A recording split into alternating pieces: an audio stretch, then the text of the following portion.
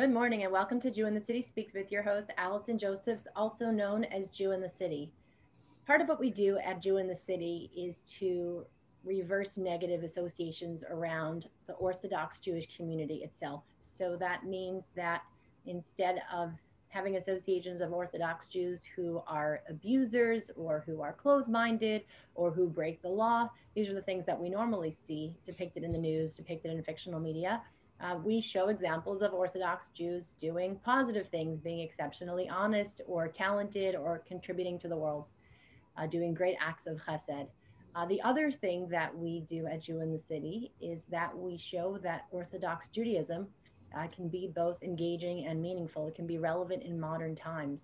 This is another big thing that we have to really push back at, because the repeated narrative again and again is that this is an archaic way of life, and that, it should have kind of gotten lost in the dustbins of history. And I think even growing up as a non-observant Jew, seeing Orthodox Jews walking down the street, I kind of thought that these were like Fiddler on the Roof Jews, kind of like, what are you doing here in modern times? In fact, there was this really strange article in the Forward a few years ago about a guy describing his get. He got the get at the Basin of America, which is a very professionally run modern Orthodox Jewish court. And he started conjuring up imagery of like push carts and like the 1920s and shmatas, and none of that was happening. But I think the association with Orthodoxy is that it's so outdated and so not relevant. And that's why we're so excited to be able to, show here at Jew in the City um, ways that Orthodox Judaism can be relevant to our lives, can enrich our lives, instead of the messaging again and again about Orthodox Judaism holding us back, keeping us prison. We want to show here how much room there is within an Orthodox Jewish life to live life to its fullest, and then not just live a nice and enjoyable life, but live a meaningful life and a life with more wisdom than you would have had, than you wouldn't have had unless you had this kind of wisdom. And we have an amazing guest with us today. I've been a fan of his for a while, so it's so exciting to get to speak to him on the show. His name is Dr. David Rosmarin. I know what PhD is. I don't know what ABPP means, but I guess he'll explain that to us. He's the director of spirituality and mental health program at McLean Hospital and an assistant professor of psychology in the Department of Psychiatry at Harvard Medical School. He supervises the provision of spiritually integrated services in clinical programs throughout people's hospital division structure, and collaborates with laboratories to study the clinical relevance of spirituality to anxiety, mood, psychotic substance use, and other disorders. Really cool stuff. And Dr. Rosmarin is joining us today to speak about his new book. It's called The Connections Paradigm, Ancient Wisdom for Modern Mental Health. Dr. Rosmarin, thank you so much for joining us today. Thanks so much for having me as a guest. And in terms of being a fan, I thought I was the fan. So I guess it's a mutual feeling.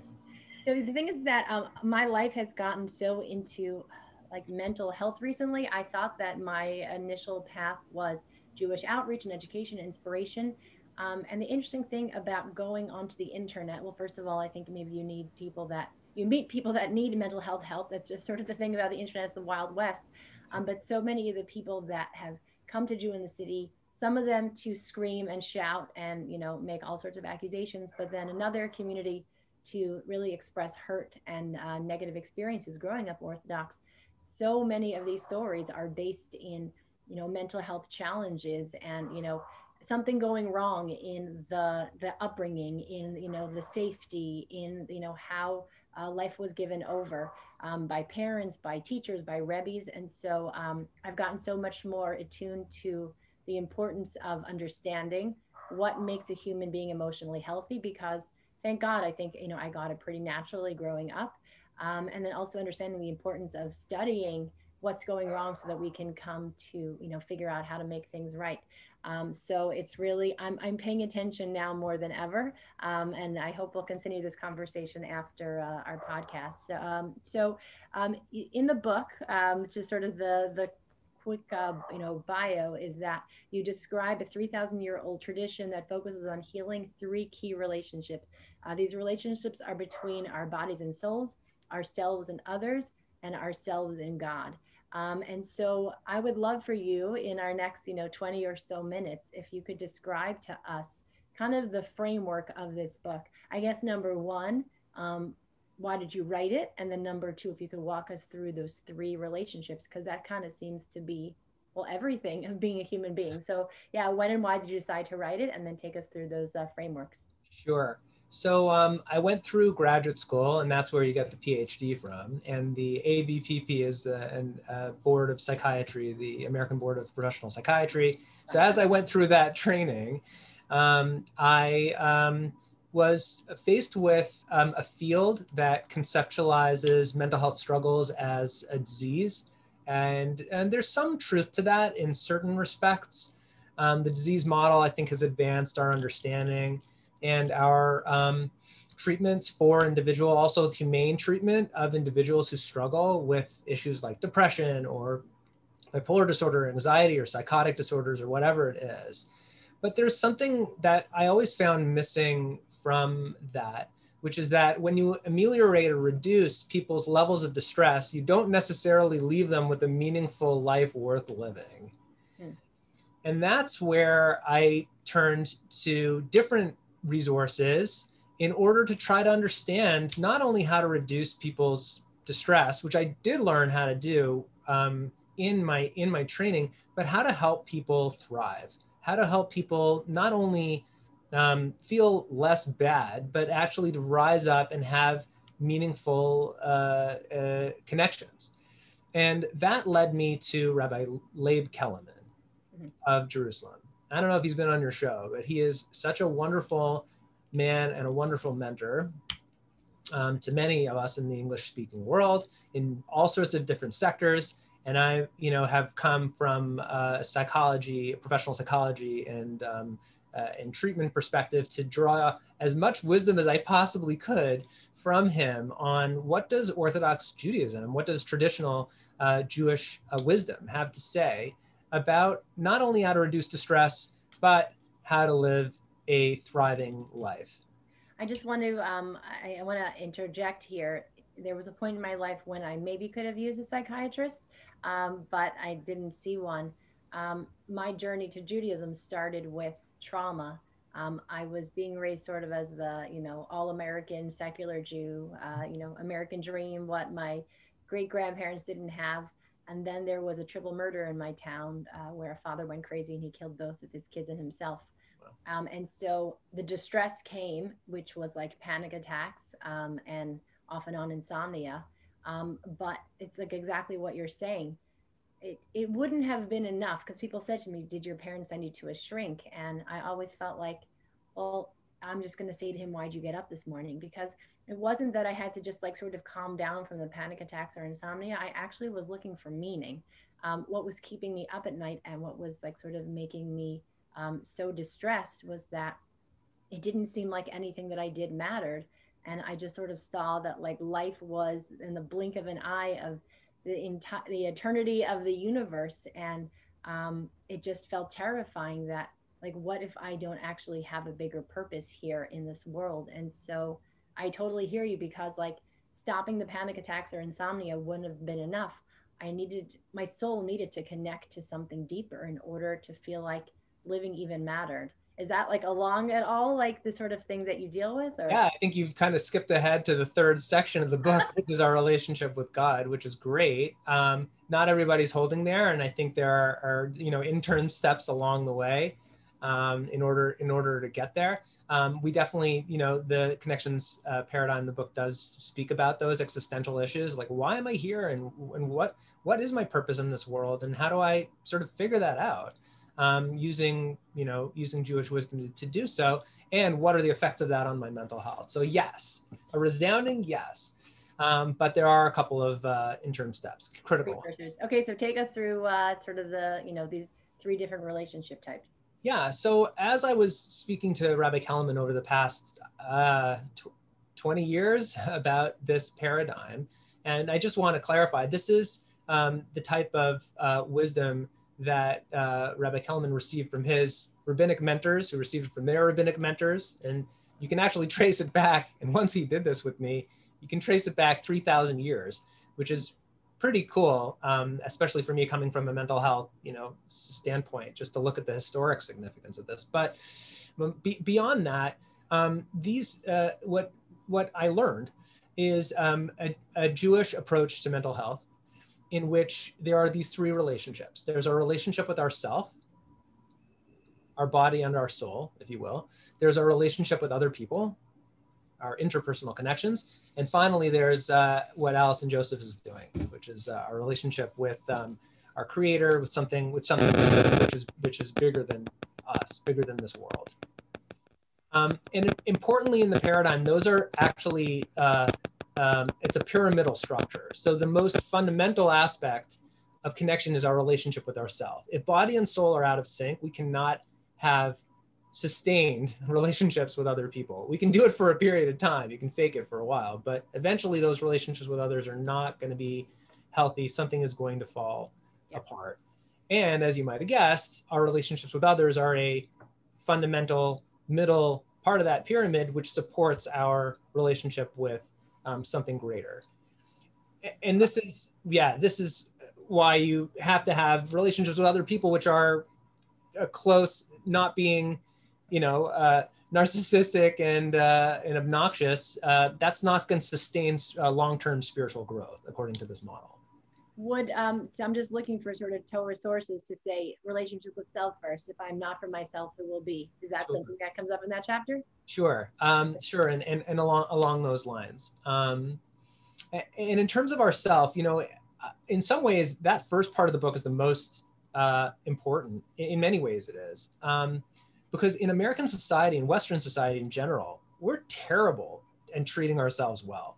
We're so hard on ourselves. There's this relentless pursuit of success, as opposed to understanding what the body needs. Our bodies need sleep. They need rest. They need time off. They need connections with other people. I mean, our actual bodies need that, let alone the second level. We need to have fun. We need to be laughing. We need to be enjoying aspects of life and also tolerating our idiosyncrasies.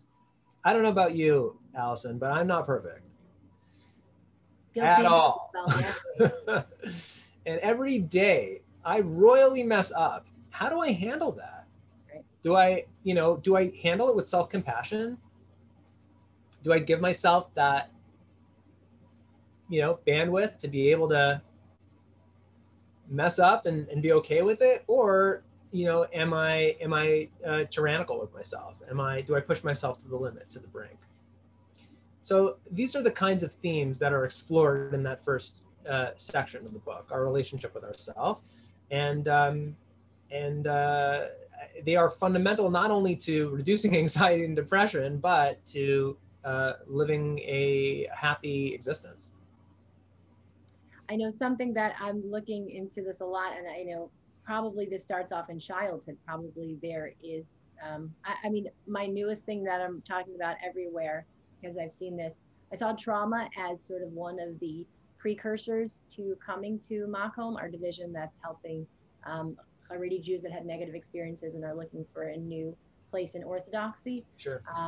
So trauma was sort of the first thing that was, almost spoke to every member's past experience that brought them there. But now the second thing that I believe is actually the two together is the magic formula is lack of secure attachment. And I think if we don't develop that sense of self-love, that feel that we matter, that there's a place that we belong, there's a place where we're cherished.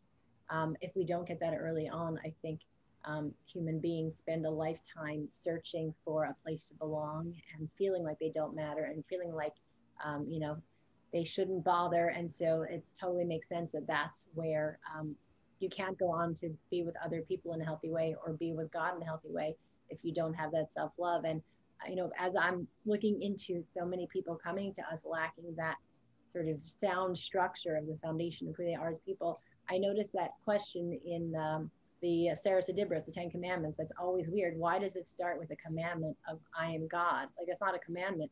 And what I wondered is it before we can do these commandments or to behave as Jews, we have to be able to say, this is who I am. I need to have a sense of identity and that I am someone before I could even begin to go out and, do things in the world. So I'm totally with you on that. Very nice. Yeah, that's a great idea. I like your interpretation there. You mentioned secure attachment, and that's the second aspect of it, which is our attachment with others. And this also is an area that in Western society we don't really truly value. I mean, as evidenced by divorce rates, non-marriage rates, the fact that people today aren't even thinking about necessarily connecting with other people in lifelong committed manners. Also, just so relationships are so tenuous today. People are so quick to give up on other people and not connect with them, walk away from lifelong friendships, and it's sad. And our, the Jewish tradition apparently has a number of ways to deal with some pretty sophisticated ways, I'll say. Many of them that are fairly well supported by recent evidence. Some of them I think are ahead of the fields of psychology. Can I just interject with one quick question and then tell me what the Jewish perspectives are? Are we doing worse than ever before? Do you have a sense that our society is emotionally less healthy than ever before, or are we just more aware of it and talking about it and have names for it? Because I'm just wondering if you think that we're getting worse or we're... There's no question we're doing worse. It's not only a matter of identification. You're going to, because often people say, well, the incidence of depression is because we're recognizing it more. That's perhaps true, but what we wouldn't see is severity of depression. There are more people who are on disability today because of mental health issues than ever before. There are more people. And do you have any thoughts about why we're doing worse than ever? I think it's because of the lack of connection. Our society is cascading towards a cliff. Just to give you some other clear metrics on that, the suicide rate, it's the number 2 cause of death in individuals under the age of 35 today. Is this COVID related or pre-COVID? No, this is all pre-COVID. Now it's even now it's worse. No, pre-COVID it was the second leading cause of death. And if you look at self-injury, the number of people who are destroying bodily tissue in order to cope with negative emotions, the numbers have skyrocketed. I saw some data that more than 20% of was it 7th graders or 8th graders engaging in self-injury? And it's really, really going off a cliff, our mental health. So what made us less, is social media making us less connected? I'm all for working women and I'm a working mother, but like, is it that there's not a parent at home? Like, do you have thoughts about like why we're less connected than ever? It's always the mom's fault, right? Yeah, no, I'm not going to tell you that one. But what I am going to tell, and by the way, you implied it before when you said about, secure attachment and stuff like that. I think there's actually a lot of that. I think there's a really important role for mother. 100% is, there definitely is, but it's not all your mother's fault. That's definitely the case. And it's not your fault with your kids or whatever, and mine with mine. But what is going on, I think social media has hastened the pace. I don't think it's caused it, but it has definitely been a ripe context for people to be less connected with themselves. One of the key predictors, and this relates to the first level of connection with our bodies and our souls, of people not doing well and having higher depression, higher anxieties, less sleep, not getting enough sleep. I have had depressed patients come into my office who are clinically depressed chronically for years, and all we do is work on their sleep and they get better within 2 weeks. Wow. Now to sustain that is hard. And by the way, there's good laboratory data from a number of centers around the United States showing that that's an effective strategy. They have to sustain it, but what keeps us up at night? It's going to be the devices. Mm-hmm. So it's definitely a factor that makes it harder to take care of ourselves. We're more distracted. It also for sure gets in the way of our relationships with others, which is where I think you were going. Mm-hmm. And also how we judge ourselves, our relationship with others, and how we judge ourselves compared to the fake lives that other people put out there. For sure, the social comparison aspect of it. Okay, so now that I interrupted you, if you could get back to that other part about what are those different ideas that are in ancient wisdom that match up to modern psychology? Yeah, well, one of them is the importance of, like you said before, secure attachment. And the attachment literature is very robust and shows very solid. There's solid evidence that our relationships with others are in many ways the number 1 predictor of, certainly in adults, of people thriving and doing well. The Harvard study on adult development found that exact thing, that of all the factors, IQ, people's socioeconomic status, even physical illness, the number 1 factor that predicted healthy aging at age 70 and 80 was the quality of their relationships at age 50 and 60. Hmm. So Wait, relationship is age 50 and 60, not childhood secure attachment. well, that could be related to our subsequent, relationships in middle adulthood. But when people are connected to others, they're able to rely on others. They're able to be there for others and to support others. Part of being connected to other people is being vulnerable. And we don't have to tell everybody all our dirty laundry and what's going on for us, but there have to be a couple of people in your life where you can open up to them. Yeah. It's fascinating because we have members of Makom who have told us that we are the first people they have ever uttered their inside voice to.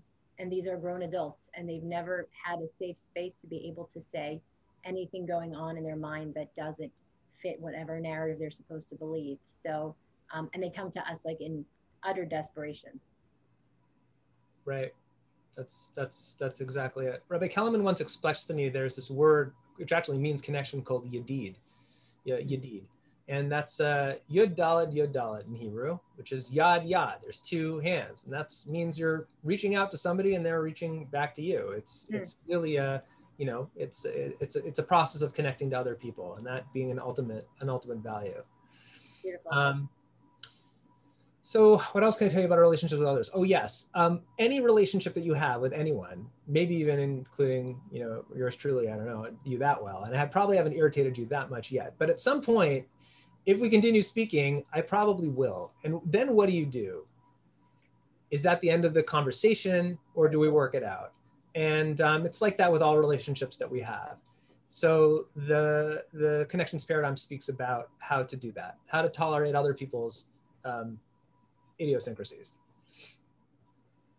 And is this like sort of the tshuva process? Is that sort of the Jewish framework about how to deal with like a falling out? It's a good question. A lot of it does require just tolerating other people and understanding that, we're not going to be happy all the time with what other people do. And yes, sometimes there is a process of making amends, and that's obviously important. But a lot of it also is acceptance. Mm-hmm. It's not always going to work out the way we want it to. Mm-hmm. And that was definitely a paradigm shift for me. I didn't quite realize that was a Jewish perspective. Mm-hmm. Acceptance as in sort of this is Hashem's plan. And so if this is the plan. Sometimes people are brought into our lives and they're difficult to deal with. And we have to find ways to, of course, express ourselves in as tactfully and, assertive to some degree way, but at the same time accepting that people are complicated and better to have relationships with them than not at all. Mm-hmm. Makes sense. And anything else in the Ben Adam L'Chavero, the person-to-person one, or should we move on to the person? Plenty, but in the interest of time, we should probably move on to our relationship with God. And in that regard, there's a number of things. Number one is really believing in ourselves, that we were brought to this world for a purpose. You mentioned this yourself, in your own experience. What am I here for? Once we identify that purpose, to understand that there are going to be things that might get in the way of that, but ultimately we can persevere and overcome them. There's this tendency in American society today, in Western society on the whole, that when people hit roadblocks, they give up. Mm-hmm. They're like, that wasn't meant to be. And maybe it was, but there's just a barrier in the way, which is normal. I don't know about you, but anything I've done in this world that's been worthwhile has been like climbing a mountain. There have been all sorts of issues that come up, and that is normal. That's just a normal part of life. That might be a way of inculcating deep inside of ourselves this perspective that we can overcome adversity. So it's important to reframe when we're having difficulties that it's not necessarily the end of the world. Sometimes we're on a mission and it's going to be a tough mission, but there might even be casualties along the way, but that doesn't mean we have to give up and doesn't mean we should.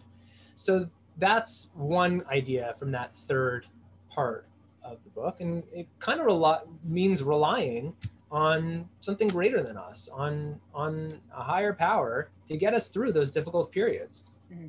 It's not all up to us. Yeah, so I never actually did like adulthood without believing in a higher power. And the truth is that I don't actually know how I would have, because I think people just sort of go through life sort of kidding themselves that the world is as fragile as it actually is, and to not sort of have something bigger to fall into and lean on in those moments where you walk into class and you find out your classmate has been shot by her, father the night before. That certainly inculcated that idea to me about life's fragility, and certainly, having a framework of something bigger than myself to lean on, was so meaningful. Tell us where they can get your book. Say the name over again for the people that may be listening. Sure.